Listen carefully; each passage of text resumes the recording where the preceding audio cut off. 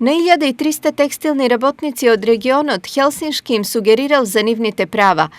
Толку од нив за период од 6 месеци биле опфатени во акциите на Хелсиншкиот комитет за човекови права за бесплатна правна помош и иницирање на вонреден инспекциски надзор.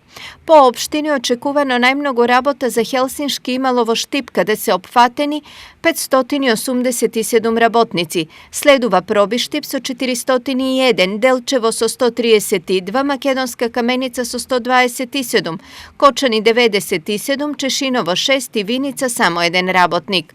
Вкупно во сите овие општини биле опфатени 55 конфекции, били иницирани 13 управни постапки за случаи на прекршени работнички права. Од нив во 2 случаја е утврдено прекршување на права од страна на инспекторите. За еден случај се уште нема одговор, а во 10 случаи инспекцијските контроли сепак не пронашле докази за прекршување на правата на работниците.